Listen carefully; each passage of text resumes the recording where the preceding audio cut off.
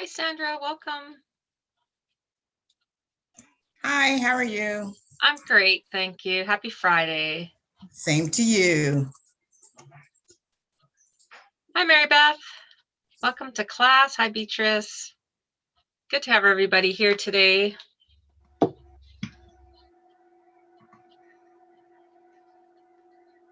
We'll just give it a minute or two and just so everybody can join in. All right.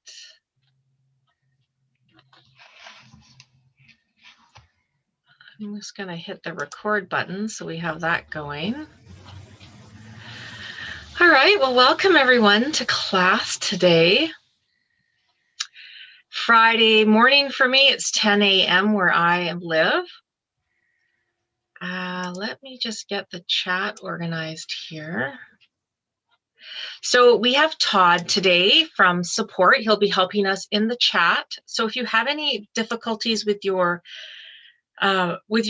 tech or anything like that, you can certainly ask Todd for some assistance. I'm thinking that we're all getting a little bit more used to Zoom and how it all works. So that's nice. When we first all started, it was a little bit difficult. I even found it a bit difficult to maneuver between things, but I've sort of gotten better at it now.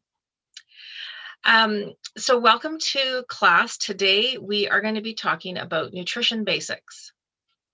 Now I'm going to just get started with sharing my screen. And then we have lots of time for questions. Now, how I like to do my class is I really do like to have engagement from everybody. And what I do enjoy using is the little reactions button down below. If you take your cursor down below, you'll find a button that says reactions, and you can give a thumbs up, you can give a clap, you can give, whatever you would like. There's a few different options. And you can also raise your hand, which is really great. The electronic hand really helps me to see that you have a question, because you show up on the top left-hand side of my screen, and I can say, oh, somebody has a question. Todd will also, alert me for that as well. So I just wanted to share that with you before we get going. I really find it's a good way to, instead of if you're feeling bad about interrupting me, we have a fairly, it's not a huge class today, Friday. Sometimes we have a few less people on Fridays, which is nice for me. I don't mind it because I feel like it's a little bit more intimate of a class, because some of my classes get very large. And then I can't always get to all your questions. So nutrition basics, what you need to understand. I didn't make that title. I think I said I would write the material for this title. So that's probably not the title I would have used. But in any event, I think it definitely fits. Let me get back to my schedule here. Yes. Okay. So for those of you who have not met me before, there might be a few. I might not know. There's definitely people that I do know. So I'm actually one of the two guides so far that are in Canada. So I'm located in Victoria, BC, which is the very west coast, not too far from Seattle. You would just go north for a couple hours from Seattle, and then you get into Canada, and I'm in Victoria. And my background is in nutrition, in nursing is my background, and functional nutrition, which really looks at nutrition as the foundation, the center of healthcare. So if you ever come across a functional medicine doctor, they will have done their Western medicine training, and then now focus on functional medicine, meaning looking at our nutrition to heal us, to be the first thing that we look at before they go to medications and other things. Now, it's kind of a neat field. There's definitely more and more studies on how to learn about functional nutrition. And I think for absolutely every disease and medical condition out there, looking at nutrition and improving your nutrition is always a really great place to start. So we do learn from each other. It's great to see your cameras on. We're all getting used to it. I see Anna back there. She's doing a little exercise at the same time. That's wonderful. Whatever you feel comfortable with, you can put your camera on for a few minutes, or when you finish eating maybe you're having your lunch. We do have recordings of these classes, so you can ask for that at the end of class. And we also live stream, and today we are actually live streaming this class.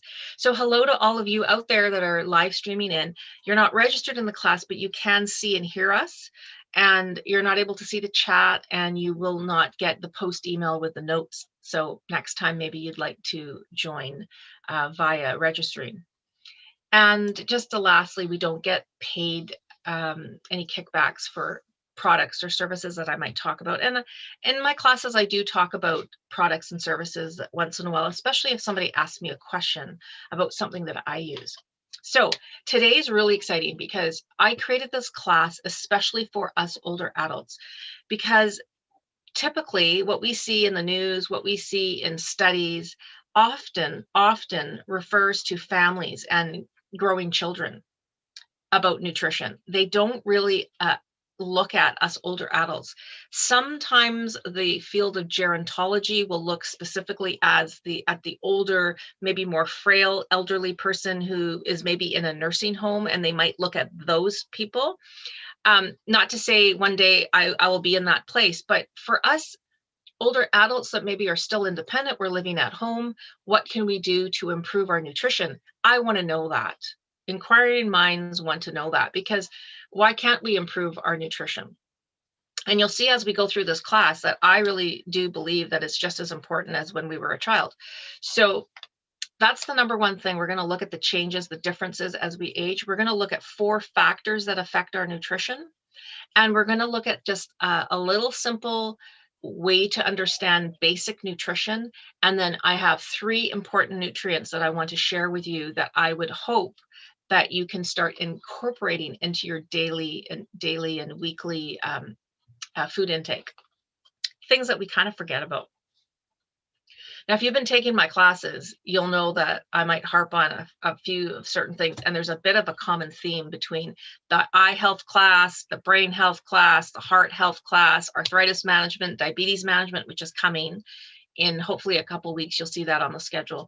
And I'm working on a longevity class right now, which, do we not all want to have great longevity and feel fantastic when we live till we're 100 plus? I don't want to live to 100 if I'm going to be not feeling good, right? But if I'm going to feel good, hey, more years to travel, more years to enjoy all the beauties of this earth. So the first thing I want us to sort of think about as we go through the class is, who finds it rather confusing at times what we're supposed to do for proper nutrition? Anybody feel a little bit confused by it? I certainly do as well. And here's me. I have a functional nutrition diploma. I've worked in this field for like 30 plus years. I was like reading something the other day and I said, what's flexitarian? I hadn't even heard of it. So there's things that are just like new stuff coming out all the time. You don't know whether we're supposed to have low fat, high fat, high carbs, low carbs, wheat, no wheat, grains, no grains. Like, it's so confusing. But it's confusing for many of us, not just as an older adult, but even as a younger person. Hi, Denise. Nice to see you. I know I saw Denise and Anna at the Tai Chi class. Were you just at the Tai Chi class? How was that? Did you guys like that? Love it. Yeah, I felt so relaxed afterwards. Have you two both been doing it like a few times now? Yeah, in the beginner class. And I absolutely love it. It relaxes me. I'd like to try it. And Anna, you as well? You've been taking that class? Yeah, great. Okay, it's good to know. I love it. There's so many new classes coming out, and I heard Ty even say that he's going to have more classes coming out. So if we're not like a beginner, or sorry, if we're not an intermediate Tai Chi person, he's going to have like the beginner class. And I don't know much about it, but I do know that it can be very, very helpful. So if we combine, it's kind of neat, isn't it? We've got this like Get Set Up University in a way. And it's sort of filling our day with a couple hours. I mean, you don't want to go obsessive and be taking 8 classes a day, but certainly having a little bit of movement, having a little bit of reminder about our nutrition and our health, and then creative classes. Like, that Sue, there's a lady, Sue from Australia, and she teaches how to make stuff out of nothing, like, the paper toilet rolls and stuff like that. It's kind of interesting. All right. So let's see what changes as we age. Number one thing is when we're an older adult, often we live alone. Often that happens. We just don't have siblings, or sometimes not a partner. Sometimes we don't have kids living at home with us anymore. We're kind of by ourselves. So we sometimes, not saying that we are lazy, but we lose a little bit of interest in preparing a healthy meal every single meal. I'm sure you guys will agree. You will agree that there are days where you just, it's like it's just you're not having to make sure there's that proper, balanced plate because you don't have grandkids over for dinner that day. And it's sort of like, what do I feel like? I'm not even that hungry. So you just sort of, don't make anything too exciting. So that's the number one thing that happens as we age. And it might not hit you in your 50s because maybe you still have that social outlet, like you're going to volunteer, or you're still working part-time or even full-time. So you're still connected. You're around young people, the 30-year-olds, the 20-year-olds, and you're still doing potlucks and stuff at work. I mean, things have changed a little bit over the last year and a half, but you still have that interaction. And so it keeps it interesting. Somebody brings a new recipe, talks about a new recipe at work or in your book club or something like that. Carol Sue has a question. Oh, she wants to know how much protein per day. So I'll just say this, Carol Sue, I am not a proponent of measuring out absolutely everything. I take the holistic approach, and that your intuition will let you know when you are low in something. Now, in saying that, I do believe in getting blood work done once a year to check your vitamin D levels, to check your panel, your blood panel, to see where you're at. Are you have sufficient iron in your blood? Do you have the vitamin D is so important, and just the general, like, do you have enough red blood cells? All those things. And we are all such individual people that what I might need might be different than Mary Beth, and we could be the exact same age, but it's our body makeup and our genes.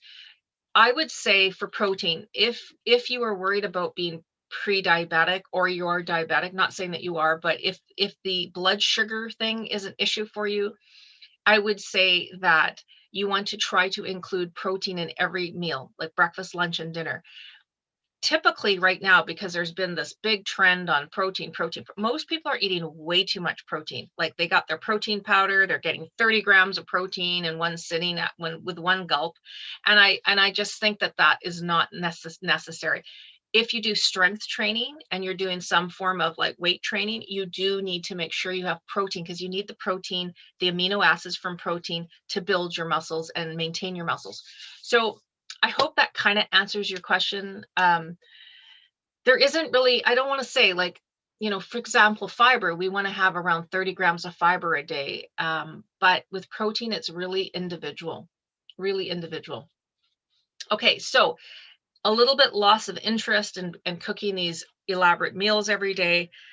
Maybe we enjoyed cooking, but we were cooking for our spouse or for our kids or somebody, and now we're by ourselves. Number two, we talked a little bit about, is that confusion of what should I be doing? I don't know. Should I be eating meat? Should I not be eating meat? Some people, they say eggs are great. Some people say, oh, don't eat too many eggs. So it is confusing. So that's another reason of what happens as we age. And also, sorry, one more thing about that. When we are older and maybe we're not focused and distracted by working at our, accounting job or whatever it is every day, we're now retired. We have more time to surf the net, to watch like programs on, not CNN necessarily, but what's that evening show, like, where they have like W5 and things like that, where they talk about interesting subjects. We just have more time to consume more information. And unfortunately, in the media, you have to look at your source. Look at the source of where that information is. The source coming from the company who sells beans, and so they're going to tell you that beans are best, or the company who sells sugary drinks, but they're less sugar than some of them, but they're going to promote their drinks, but really you're still having refined sugar. So you got to look at the source. And now it's imperative. They have to say what the source is of any study. Back in the day, they did not have to tell you the source of a study. So we were blindsided. We would see a thing and the sugar industry was telling us that fat is the culprit for gaining weight, when actually sugar was the culprit, but they didn't have to say it was the sugar industry doing the study. So you get what I'm saying? There's all that bias, or can be that bias. The other thing that changes as we age is the challenge of, say, an illness for ourselves or our partner, disability, and right now, isolation. That's a big one, right? Some of us might live in a small town. We're a little bit more isolated. We're not driving into town and going to the grocery store every couple of days. Maybe we're even ordering our groceries online now. And so that whole isolation, we're just maybe not able to, like, what about farmers markets? Are the farmers markets still running? I think in 2020, so many things just, nobody knew, so everybody just shut everything down. This year, I think in where I live, they're going to have the farmers markets again. You wear your mask, you distance yourself, but it's outside, outdoors, so you can do that. But what if you live in a place where it snows a lot? Or I don't know, I'm lucky where I live, it doesn't snow very much, but you get what I mean. So isolation can cause that, where you're not able to get the nutrition that maybe you would like. The other one is nutrition being just as important as we age. If you think of it this way, I don't know the average age of everybody that's in class here today, but think of it this way. Back so many years ago, you look at the age span, the lifespan of people were dying in their 50s. This is quite some time ago. Well, we're now up to, like, our average age lifespan is for women, I think, is like 79 or something quite high now. So if you are 60 something and you just retired, you might have another good, let's say 20 years, maybe 30 years left. Do we want to just start giving up in our early 60s and say, okay, this is as good as it's going to be? I don't think so. We now have, like, the chance of having another 20 years or another 30 years. Would you tell a 20-year-old to just, yeah, you're 20, you've got maybe 30 more years, and so no big deal? That's the difference now. Technology, are learning more about longevity and what can help with longevity. We are realizing that people are living into their 70s, 80s, 90s. And then we're having more and more centenarians, which are the 100-year-old or higher. It's not unheard of to hear somebody's 102. So some things have changed. Technology, the access to medical care. Okay, so let's see the next one. This one's interesting as well. This one's about the malnourished older adult. So when you are undernourished, you would have difficulty fighting infection. And we're going to get into this whole idea of undernourishment, and it's pretty fascinating how common that is here in North America. Like, I'm not talking about a third world country. I'm talking about here, where we have access to pretty much everything. You're not able to fight infection as well. You might start to have cognitive difficulties. You might suffer muscle weakness. And so now you're finding it even hard to get up and down from your seated position. And then you are, of course, at more risk of falling. So these are just, this is just to get it out there, what things can change as we age. What I love is that you're all here, you're on Get Set Up, you're lifelong learners. We are learning and growing and getting better, even today, like even at the ages that we are at now. And most of us are, 50 and above that come to Get Set Up. I've seen a few younger people actually, but most of us are in our 50s. Or higher. So this is something I learned in nursing, and I learned this in nutrition.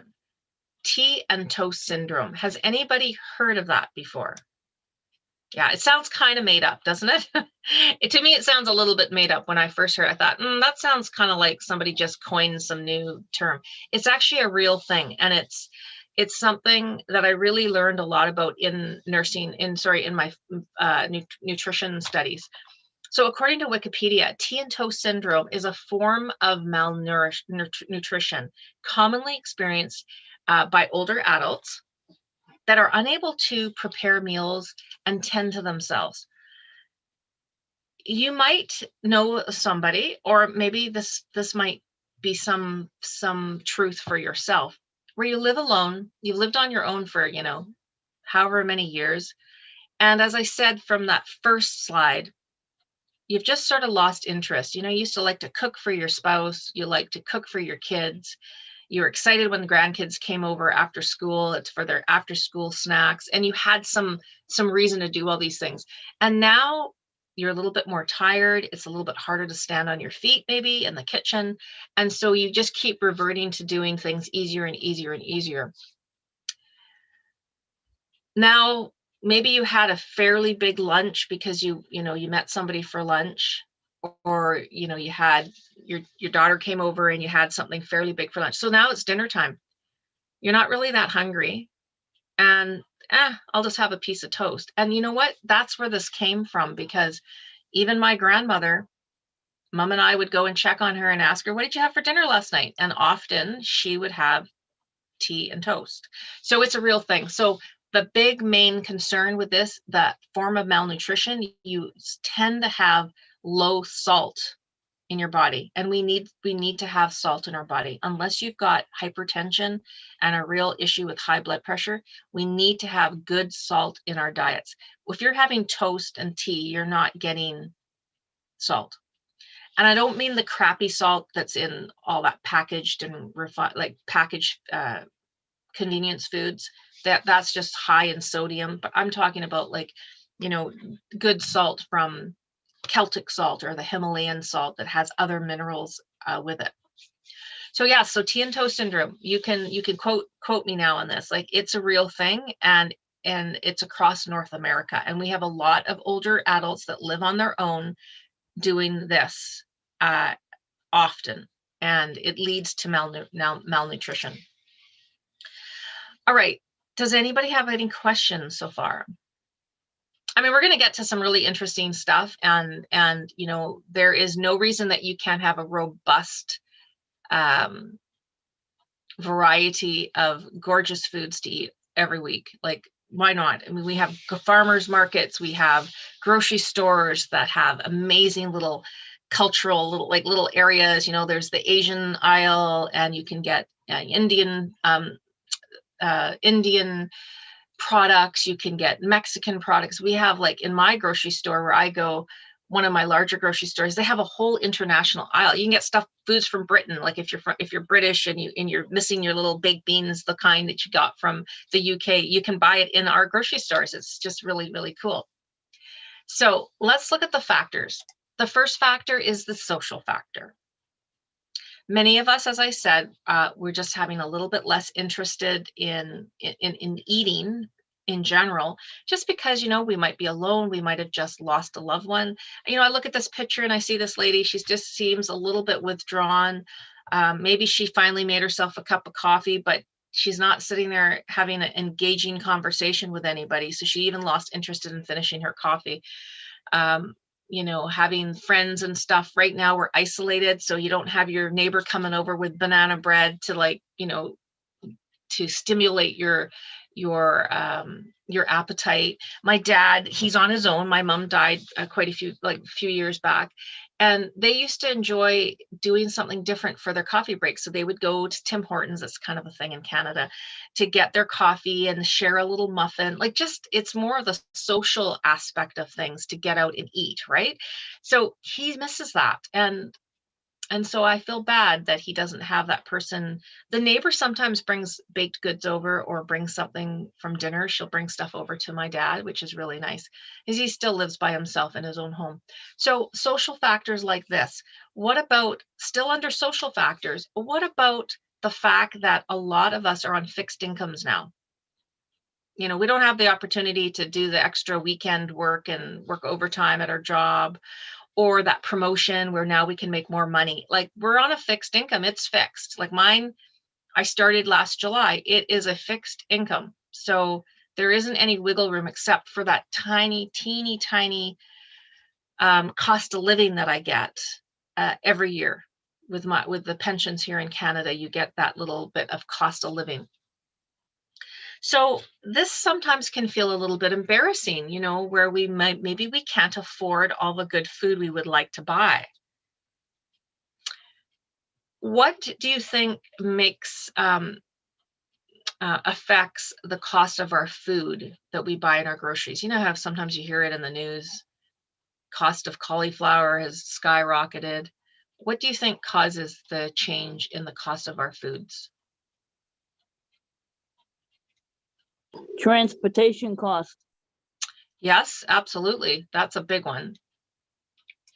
What else? Can anybody think of anything else that might affect the cost of our food? Like sometimes it's just specific items that might be a change. Growing conditions, whether the crops were good or the crops were bad.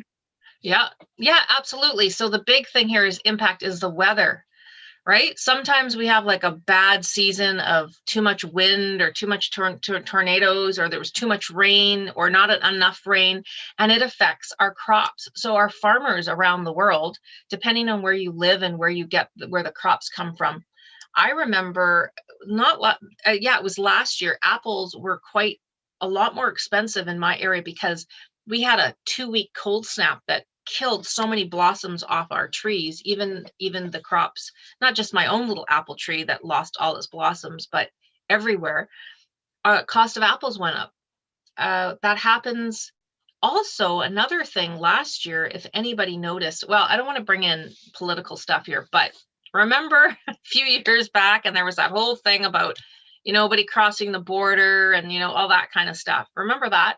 Well, if we can't get foreign workers to come into Canada and into the United States to help us with picking our crops, because let's face it, there's people that are born in North America that don't want to do those jobs. I mean, I think sometimes it's that they don't want to do the job. So we do bring in foreign workers sometimes. Remember, there was a little bit of time there where we couldn't get the foreign workers because they weren't allowed to come across the border, maybe because of the issues going on politically in the United States, but also last year because of COVID, we were not crossing the borders. So that can have an impact on how expensive your food is. Now, it's embarrassing to think that maybe you have to go to the food bank or get help from someone. So I want to just mention that because that is part of social factors. Trouble affording the food that you want. What if all of a sudden the studies you've done and you really want to buy organic, but you can't afford to buy everything organic? So there's an example, and that's a true, real one. So we're going to address that in a little bit. All right, let's go to the second factor. This one's interesting. Did you know as we age, we naturally tend to lower our appetite? I didn't know that at first. I got married a little bit later on in life, and my husband's a little bit younger than me.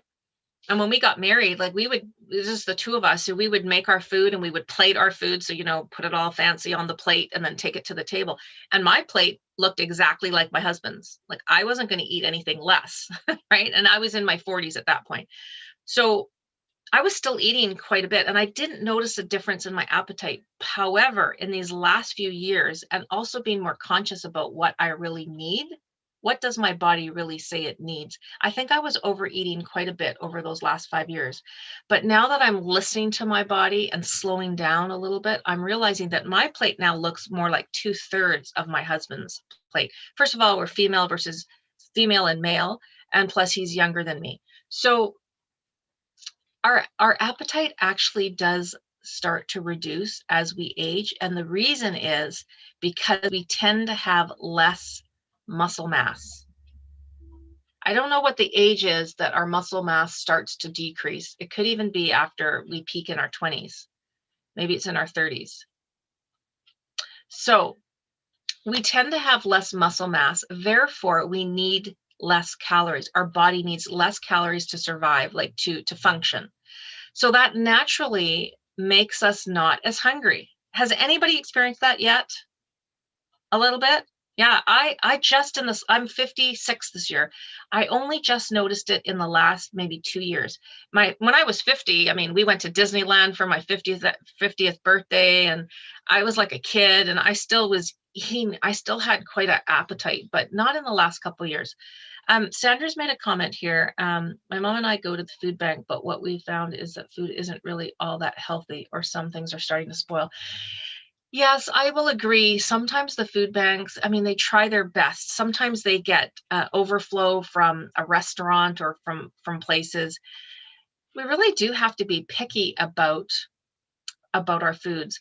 But I have a solution, and a bit of a solution for many of us, even if we're in tiny places. Like, I'm in a pretty tiny condo where I live, but I have a balcony, and my balcony is not huge, but I have pots all the way down lining my balcony, and I have south facing sun. So guess what I grow? Everything. I have one of those apple trees that's called a columnar apple tree, and it only grows like the diameter of like half a barrel, basically, and it goes straight up, and the apples grow really close to each other. I'm growing blueberries. I'm growing, I have a tiny little nectarine tree, and we get about 9-10 nectarines every year. I'm growing squash and zucchini and yellow beans and tomatoes. So right there, you grow your own stuff. And if you get into that, get the little bit of a green thumb, it's really, really fun to grow your own things on your balcony. You don't have to have a big yard. It also really depends on the location of where you live. You might not have the great temperatures and weather to grow. I have a thing called, and it's fairly expensive to start, but it's called a water garden, and it's a tower, and it's water flows through it with a pump, and you put the minerals in the water, and so it's soilless, no soil. And I've got strawberry plants in there. So the strawberry plant is in there, and the roots hang down like this, and then every 45 minutes the waterfall happens, and the water hits the roots, and there's no soil in this garden. It's like it's a big white tower. Maybe one day I'll get a picture and I'll put it up. But anyways, I guess what I'm getting at, you don't have to have a green thumb. You just I killed a tree last year because we just, I don't know, for whatever reason, we weren't paying attention. So there's one way to do it. But just getting back to reduced appetite, why else can we have a reduced appetite? There's another specific thing, lower muscle mass, and we have a little bit less of that hormone that triggers hunger. It's called ghrelin, and we just produce less of that hormone as we age. Those are things that are a little bit technical. The picture shows medication. That also can affect our hunger. And remember, with hunger, if you are starting to feel like maybe you're unwell or things aren't good, do not think that you're sick. That doesn't have to be the first thing. Naturally, your hunger is going to change, but sometimes we just need to get our hunger stimulated. So if you're finding you're eating less and less, and you're a little bit worried about that, you just need some things to start stimulating your hunger. And sometimes just having a little sip of something can get your hunger going. Okay, this one is very interesting. Now, this isn't to depress us, but as we age, our sensitivity to taste and smell can reduce. This naturally happens. I say it's our sensitivity. I'll give you an example. Maybe in your 20s, you were out riding your bike or doing something, and you unlock the front door, you come into the home, and as soon as you walk in the door, oh my gosh, that spaghetti sauce smells amazing. Somebody must be cooking. And you run up the stairs and you get into the kitchen, and there's your mom, and she's making a beautiful spaghetti sauce. But you could smell it the moment you walked in the door. That's you in your 20s. Okay, fast forward to you're now in your 50s or you're in your 60s. And maybe you just went out for a walk and you come in the door. You might not smell anything. You might think maybe that's something, but you haven't differentiated, like you haven't figured out what it is. Then you come up the stairs, and you put your jacket away and you do stuff, and you still don't really smell you can't specifically say what it is, but you can sort of smell maybe somebody's cooking. But until you actually walk into the kitchen and go over to the stove and see it, now it clicks. You can actually smell the spaghetti sauce. Do you see the difference? So that's what I mean by sensitivity. Doesn't mean you've lost all your sense of smell and, you know, food is not interesting at all. It's just that we lose a bit of sensitivity, even with our taste as well. We might not taste our food as strongly as before, but of course, there's some things that can affect that. Medications that we take can really be a big factor. Some medications can numb our taste. If you're a smoker, we've all heard about that. I mean, I don't think smokers really taste their food because they're constantly numbing their taste buds. So when you think about it, if you can't smell the food like you used to aggressively, like that beautiful, you know, smell of garlic cooking in the kitchen, and your taste has reduced, of course you're going to be less interested in food. It makes sense, doesn't it? All right, but this isn't to say that you can't train yourself to keep that good sensitivity and that taste. Maybe you do a wine tasting course, or you take a cooking class, or you do anything like that. It doesn't mean it's all downhill for us. We can keep those things amped up by learning these things. Like I do enjoy wine once in a while, but somebody said, oh, what does it taste like? I'll say, well, it tastes like wine. I like the taste or I don't like the taste. I can't taste the oak notes and the chocolate notes and all that kind of stuff. And we do actually have a guy, what is his name? Is it Richard? Not Richard. Jerry. Jerry teaches wine classes at Get Set Up. Has anybody taken any of his classes? Yeah, I haven't, because I'm not a big drinker, but he teaches all about wines around the world and how to pick the best wine to go with your food. Anyways, so sensitivity to smell and taste can decrease. This is number 4. This one's a very, very important one. The gastrointestinal stuff that's going on inside of our bodies. All right. As we age, our intestines become a little bit less efficient in absorbing our nutrients. Okay, so that's one thing. The second thing is our digestive system slows down. It takes longer for our stomachs to empty. So sometimes just not having, having some gastrointestinal stuff going on, we might avoid certain foods. We might just stop taking or thinking, like we're just not as interested in food. Also, as we get older, the gastrointestinal stuff, I talked about muscle mass in our bodies, well, we lose muscle mass in here as well. So if we're losing our muscle mass around here, that can affect our jaws and how much we're chewing. We can also have difficulty with swallowing. All those things can affect how hungry we might feel. We just are disinterested. You know how it is when you don't eat food, then after a while, you're not even hungry. And so if you shrink your stomach so much, you're just not going to have that interest. The other big thing is our teeth.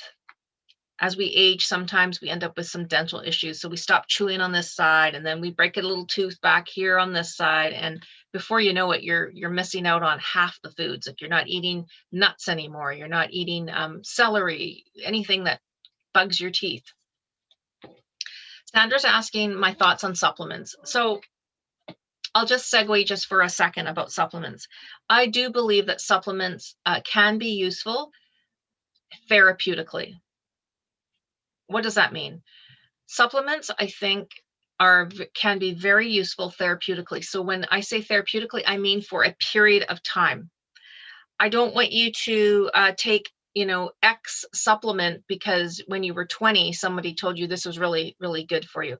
We evolve, we change with our age, with our where we live, where we get our food from, what soil we grow our food in. So our needs change. Maybe you're low in iron during those times when you're menstruating. Maybe you are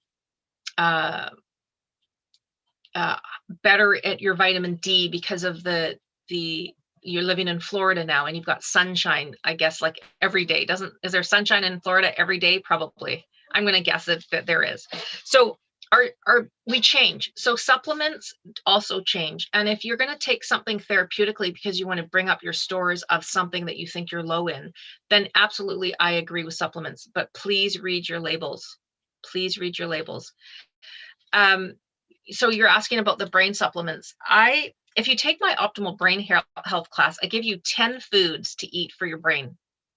And if you eat those 10 foods on a weekly basis, you kind of don't really need the brain supplements. But if you're going to take a supplement, I think two or three that I think are very important, and we're going to get to the last three things at the end, but I believe that many of us are low in vitamin D. So that's not a bad supplement to take. If your doctor checks your blood levels of vitamin D, and you can get blood work to check your vitamin D. It costs $65 in Canada right now. I don't know what it is in the States.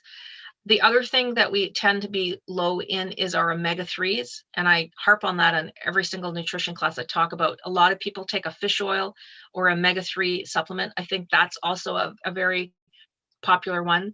And a lot of us are low in our magnesium.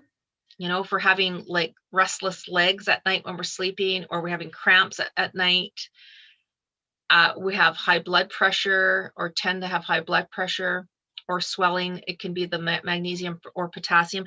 But really, I like to get the full symphony as opposed to the one note. So if you're going to take a supplement, remember you're taking it isolated as opposed to in food. So I would, as I say, prefer the full symphony. Eat it in your foods versus supplementation. Carolyn, you have a question? More of a comment. Here in California, well, I'm on Medicare.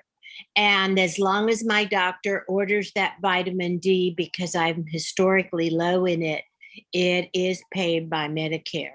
Excellent. That's great. Here in Canada, the rule is if a specialist orders my vitamin D because I've had low, then it's free. If my family doctor orders the vitamin D, it's $65, or my naturopath. And so like the time I got it tested 3-4 years ago, I was like in almost the lowest category. It was so low. And I had no idea. And so maybe that was adding to other symptoms and stuff I was having. So typically vitamin D comes in these little oily pills, and like they're usually 1,000 IUs per capsule.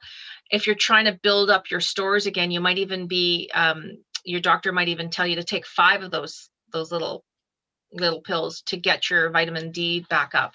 But definitely, if you're going to get your blood work done, get a few things checked out. That would be the number one thing. I'd check your vitamin D. Nature's Bounty from Costco has them in the 5,000 IUs. And Okay. Sometimes I take 2 of those just because it was low, and I found out it was low before I was diagnosed with cancer. Right. Yes. And unfortunately, and thank you for sharing your story, vitamin D puts you more at risk of cancer. It really just does. And most of us don't even realize that we're low in vitamin D. We can be a little bit depressed, higher risk of dementia, higher risk of heart disease, higher risk of cancer. So it's not one to play around with. And don't think just because you went out in the sunshine a couple days in the week that you've got enough vitamin D. So definitely, especially through the winter months, supplementation for vitamin D can be very important. So number 4 here with the gastrointestinal issues. All right, let's just see how we're doing for time. Okay, we're doing good. Right, so that's what I wanted to talk to you about, the factors. And so it's kind of interesting, isn't it, how nutrition can change as we age.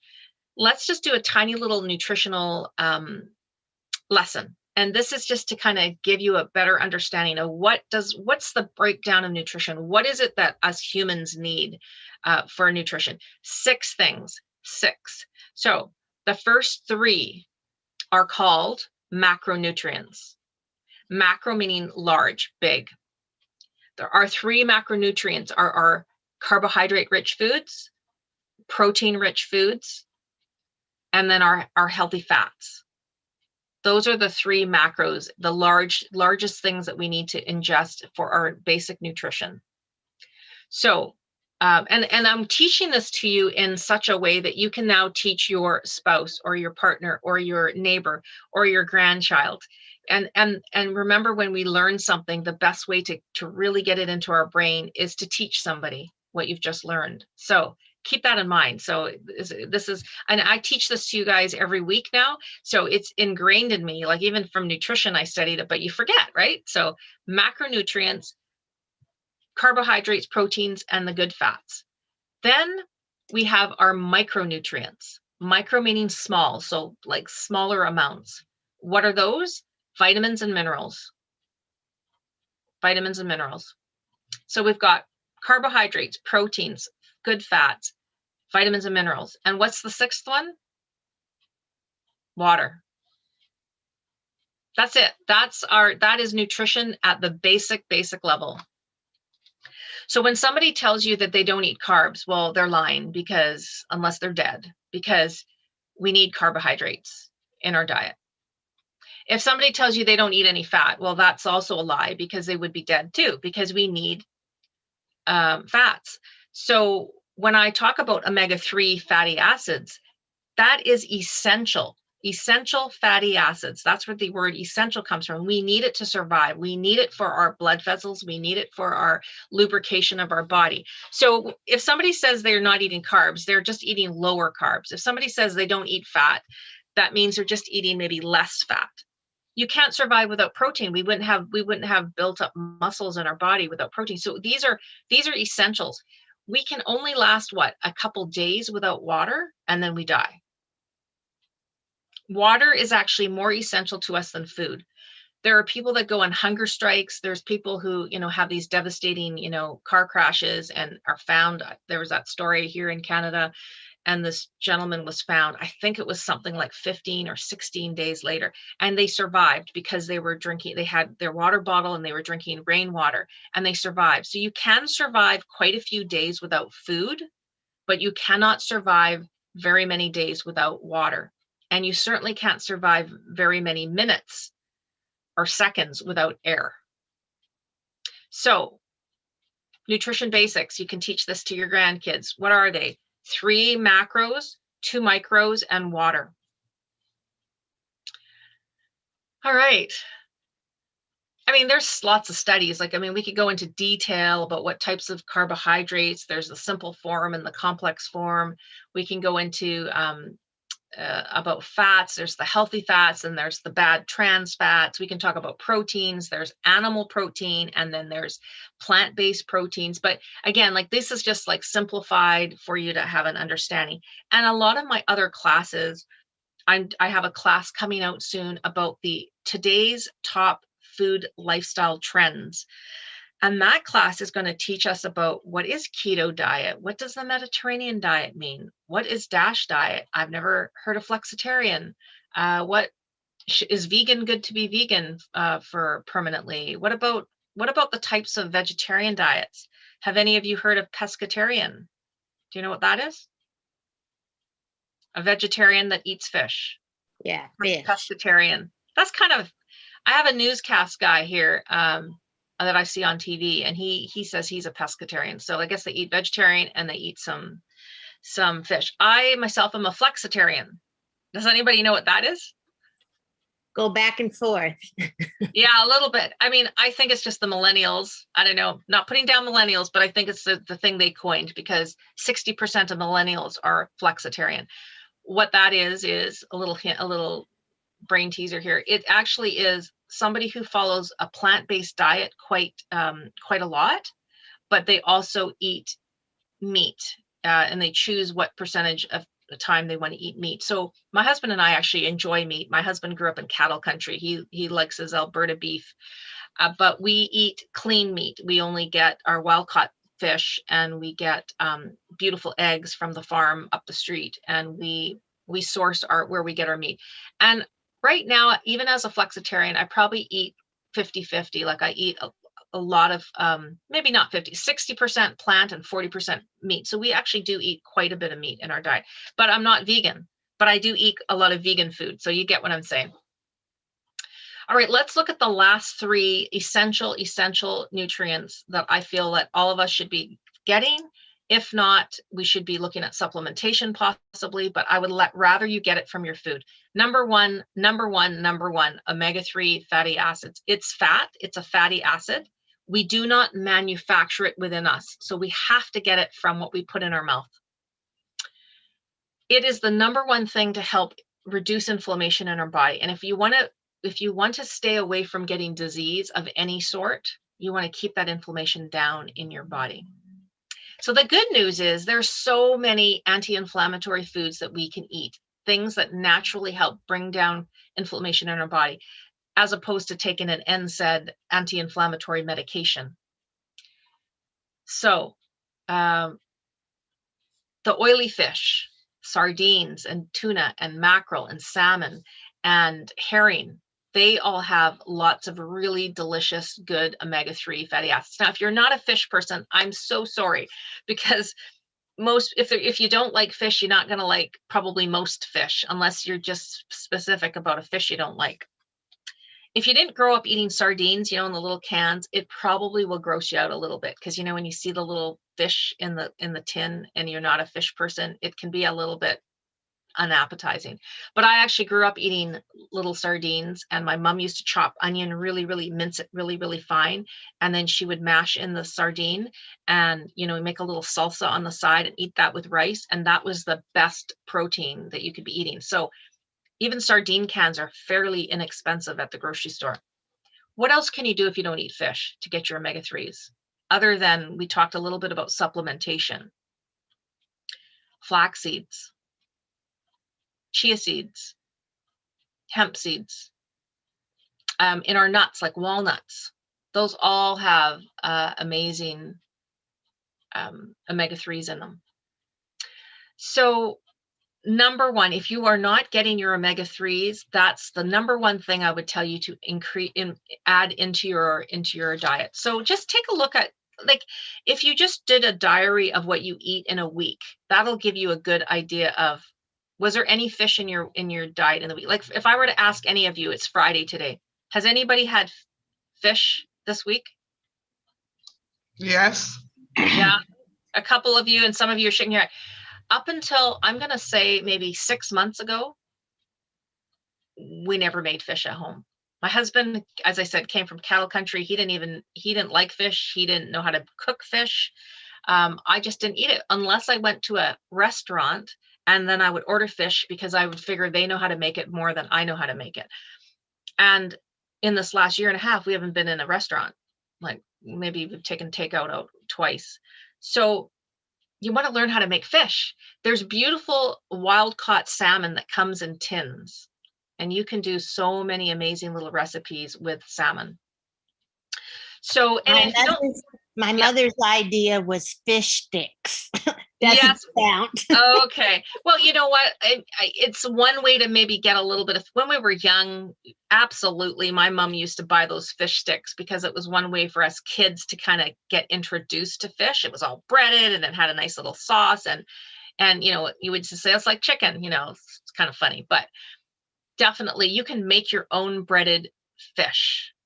I bought bassa fish, which is a white fish, quite sturdy. I chopped it into little like strips, almost like chicken fingers, but like strips. I'm not eating the gluten right now or dairy, but I took an egg and I mixed up the egg. So that's my little wash. And then in a plate, I put a couple tablespoons of coconut flour, because I'm not eating gluten or other grains. Coconut flour, a tablespoon of tapioca flour to help bind. I put in a teaspoon of turmeric, and you've heard me talk about turmeric in other classes, into the mix. Salt, pepper to help absorb the turmeric. And I even put a little bit of curry powder, which is a mixture of a masala. It's like a mixture of a few, like cumin and things. I mixed this little white floury thing up. I took my piece of fish, dipped it in first off, I dried it off in the dry mix, dipped it in the egg, put it back into the dry mix and coated it, got it all on a nice little plate. And if any of you have an air fryer, I took my oil and avocado oil and wiped the bottom of the air fryer. You can do it in a pan as well, or in the oven. And then I took these little fish sticks, put it in my air fryer for 11 minutes. It was the best crunchy, delicious fish. It was simple. So anyways, fish, try to make that part of your life. Tell us what fish you used again. I use the bassa fish, B-A-S-A, Okay. bassa. But as long as it's not something really fragile, like a sole fish is I think even tilapia might be strong enough, but you need a fish that's got a little bit hardy that kind of sticks together if you're going to cut it into sort of like strips, like a French fry, almost a little bit wider than a French fry. Oh my gosh, it's so good. And you don't need an air fryer. The air fryer, what it does is you just use less oil. That's all. And it's fast, actually. So I was working on other stuff, and the fish was just cooking, and and then I just, honestly, it was so flavorful. I just had a bit of mayonnaise on my, like I made a little sauce with mayonnaise, and the fish was like eating like French fries. All right, second food, calcium. We are forgetting about our calcium. You notice my picture that I have up. There's not a cow. There's not a glass of milk. It's not yogurt. The best way for us to get accessible calcium into our diet is to eat our dark green leafy vegetables. Sounds like a bit of a broken record, but the green leafy vegetables, if you don't love kale, make kale chips out of it. Take that whole head of kale, tear it, get rid of the vein because it's hard to chew. Massage it with olive oil. So you just take your kale pieces, put it in a bowl, go like this with the olive oil, and then use your hands and go like this with the pieces. So you massage the oil into the kale pieces, put some crushed salt on it, and throw it in your oven at the lowest temperature so it can dehydrate, or your air fryer. Again, there's an air fryer, and it makes chips out of the kale. You can eat a whole head of kale because you're eating it like a chip. It's known to lower our blood pressure. You can get calcium fortified in breakfast cereals. You can get it in drinking milk, but I'm not. And Collards is amazing, Trudy. Yes, Collards is excellent. I gotta get better at buying Collards. I always forget. I want to just mention one thing about you getting your calcium from dairy products. I'm not against dairy products. However, there's a complication in how our body gets the calcium out of the milk. It's not as accessible as via the dark green vegetables. So the other thing is many people are get inflammation from eating too much dairy products. So you don't have to cut it all out, but it is causing inflammation in your body likely. So keep that in mind. And the last one we have forgotten. Do you remember the commercials all talking about fiber? There's that commercial where the guy is walking around in the morning because he's obviously had a good bathroom experience. We kind of forgotten about fiber, haven't we? Do you know which commercial I mean? The guy used to like jump into the elevator and he was just like full of life because of the brand he was eating or something. I can't remember the commercial now. Nobody watches TV anymore. I think that's why, because we're all watching Netflix and Amazon Prime and stuff like that. So we're not watching commercials, but they were those commercials where the guy was just like light on his feet because he had fiber in his diet and he was having great bathroom experiences in the morning. So as we get older, as I mentioned, our digestive system slows down, but we need some good fiber in our bodies to keep the pipes clean, feeling good, feeling light on our feet. So the best place is in our fruits and vegetables. Apples are huge in beautiful fiber. Avocados are huge in fiber. Our nuts and seeds. And then I put lastly more the grains, which can irritate some people's body systems, and whole grains, and even like, things like rice, brown rice. We want our fiber. What about yogurt? Well, Sandra, yogurt is a dairy product. For some, it might not be as inflammatory, but I would just say if you're drinking milk and you're putting it in your cereal and you're having cheese every day and you're having yogurt and you're having cottage cheese because someone told you that's a great way to lose weight, and you're having, I can't think of anything else with milk in it. You're having, I don't know, like cheese in your dinner and your pasta. That might be too much for in terms of the inflammation response. So there you have it. So that is the class for today. I am excited to teach this basic nutrition class because I feel like some of it's review, some of it's like, wow, I didn't know that. Now you can feel good and vibrant in your life and know, okay, I'm not getting sick. Just because my appetite has decreased doesn't mean I'm getting sick. It just means, hey, I'm maturing. We've looked at the 4 factors affecting our nutrition, and we've talked about some nutrition basics. And now you can teach that to a child, a grandchild, or a neighbor. You know, the 6 essential things. Don't forget your water. And I'm really excited to have taught this class to you all today. There's so many new classes coming out. This weekend, tomorrow, I'm teaching detoxing your home. So if you're really into cleaning your body and eating nutritional food, detoxing your home, you'll like that class because I talk about your environment. And I'm also teaching for the first time my optimal eye health class. That's tomorrow as well.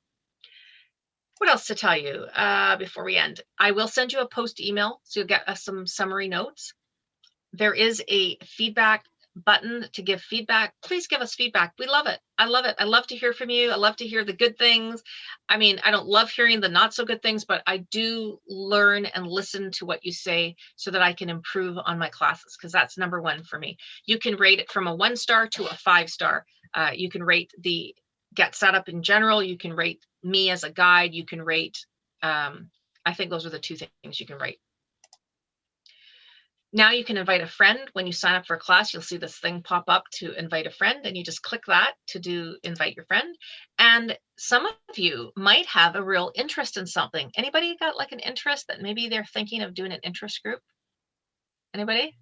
There's some, I mean, it could be a wide variety. It could be Haitian foods, or I don't know. It could be just something that's of interest to you. Bird watching. I listen to birds on my walk in the morning and just think, wow, I wish I knew what bird sound that is. Well, I don't know. I wish somebody had an interest group in that. All right. I'm going to stop sharing now.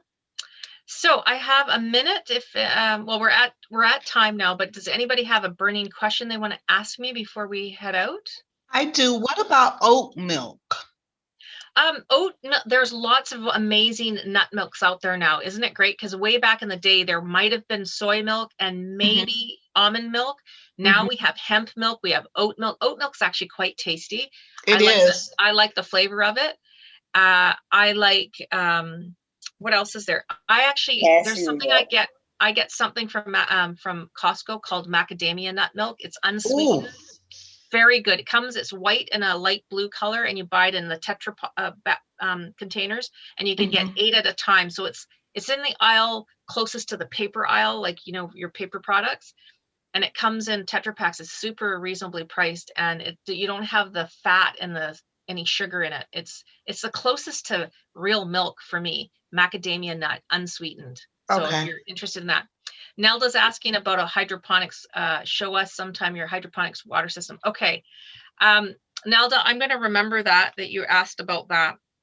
You know what? I might just go take it, since you guys maybe are interested in it. It's a small class. I'm going to go take a picture of my hydroponic system with my strawberries growing in it, and I'll send it as an attachment to your post email. How about that? Oh, great. Just so you can see it. And then I'll take a couple pictures of my garden. No, normally we don't do this, but nobody needs to know, right? Except for all those people seeing us on live stream. Okay, take care, everybody. It's been really, really fun to be with you all. And I'm so happy that you're all getting healthy. All right. Thank you. Fine. Okay, bye, everybody. Bye.